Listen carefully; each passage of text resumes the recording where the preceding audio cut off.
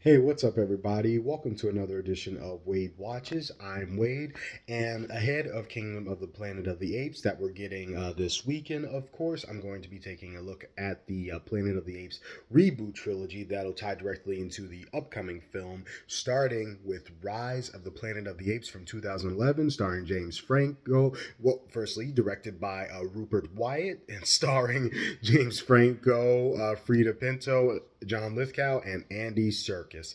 So I remember when I first saw this movie in theaters with my dad. I walked into it thinking that this was going to be a straight up natural horror movie, man versus nature type of horror movie. 12-year-old me was expecting this movie to be, pretty much like Primates Gone Crazy or Ape Shit, if you want to make a cringy and corny joke.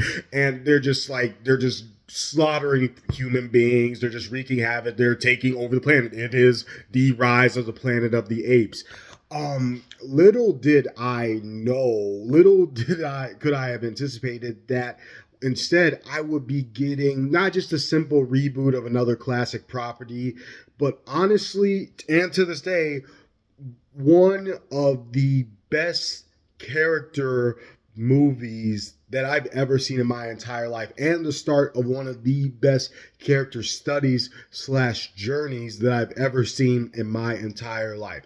And I'm not talking about James Franco in this movie. I'm talking about my man Caesar the chimpanzee. Holy shit.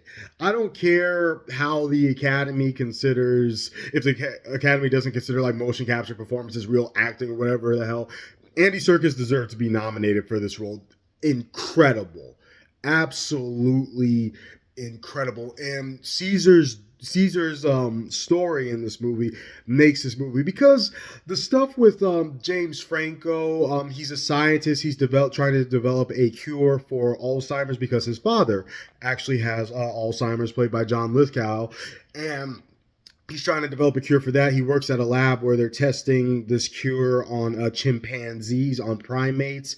I'm not going to sit here and summarize the whole movie, but, eventually through happenstance and some stuff going down, some crazy stuff, the movie opens up with just like, wow, that was nuts. Just like this insane sequence.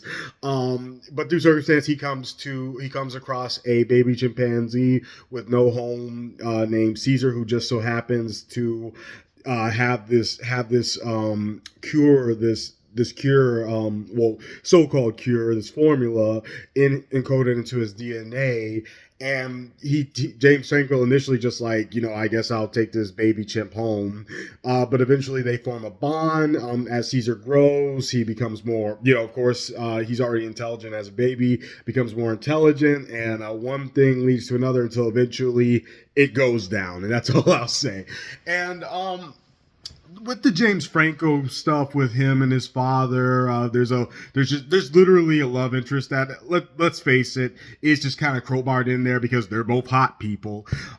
With all of that stuff, it was fine. There was nothing about it where there was no point where I wanted to say like, wow, none of the human characters in this movie are even, trying, because the first half of the movie is a lot of the human stuff. And I admit that even as a kid, I remember as a kid, I was kind of bored by the human stuff and more intrigued by Caesar's story. And eventually, the second half does actually become his movie.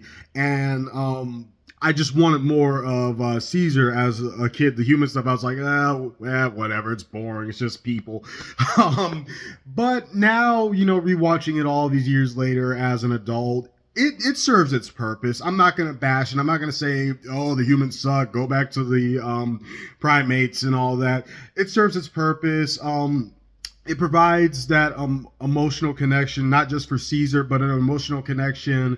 There's also an emotional resonance and connection with James Franco because of his father, who John Lithgow is really like underrated in this movie. A lot of people talk when they talk about Rise of the Planet of the Apes, they talk about James Franco, whether people loved him or not, but nobody really talks about how amazing John Lithgow is in this movie. And I appreciate his performance all these years later, like portraying somebody with that degenerative mental illness that unfortunately a lot of people still struggle with. Fantastic. And again, now I do appreciate the emotional core that the human characters do provide for Caesar the Chimp and that they have between each other. That's what's motivating James Franco to even try and cure Alzheimer's. And that's actually a neat story within itself. Watching it all these years later, I didn't think it was boring. I didn't think it was a waste of time. It all served its purpose. But as I said when I first saw the movie in the theaters, Caesar's story steals the show. Like I said, when the movie opens up, it is a lot of the human characters. They're the primary focus, but there comes a point where this straight up becomes Caesar the Chimp's movie, and it is, again, it's one of the best character stories I have seen in a film in my entire life. The journey he goes on through this movie is incredible.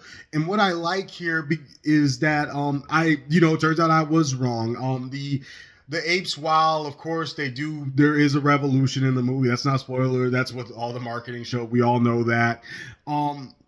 It's not as simple as, oh, these apes are just they're just going crazy. They're just tearing up shit, and it's deeper than that. And the movie demonstrates that there's a reason as to why Caesar leads this revolution. And I like how it isn't as simple as let's just kill as many fucking humans as we can. Let's take all these bastards out. Like, no. There's more to it than that. It's deeper than that. And the movie shows that. And I'm a sucker for dialogue free scenes where you can still feel the emotion without words. You can still get a good sense of what's happening without the words. And the sequences where the apes and all the primates, because they have a gorilla and an orangutan too, where they're all interacting with each other, are just like top notch. And the CG that they use on the primates, it's just as great as the CG in Avatar, which makes sense because it's the same company that did that. So wrapping up this review of Rise of the Planet of the Apes, it's still one of the best reboots that we've ever gotten to date, of as far as rebooting a classic franchise. It tells its own unique story. You don't need to be familiar with all of the original movies from the 60s and 70s. It stands on its own, doesn't rely on that. There are a few Easter eggs to those original movies that I did, that I was able to spot more easily now that I've seen the original Charlton Heston film.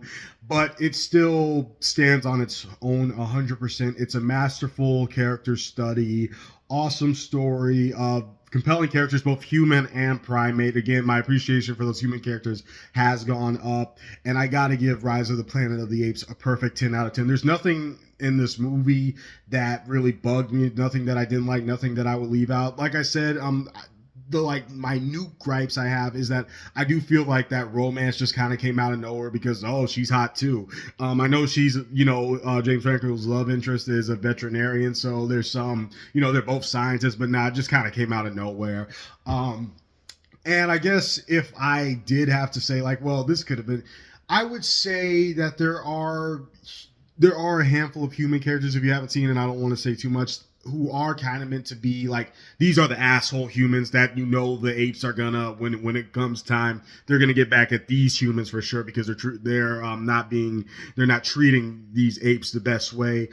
One of them, who I'm not gonna say, he was kind of, I'm the asshole, look at me, I'm a big asshole, a little bit too much, maybe a hair too much overplaying it, but I could also, given the person that they got to play this asshole, it worked. Okay, he made it work because if you know who I'm talking about, he's played big assholes in the past, and maybe that's just his thing. I don't know. And he he just manages to make it work. I think it's because it's that particular actor as to why it didn't bother me. But that's definitely something I noticed. I was like, you're kind of overcooking it a little bit, but it's you, so I get it.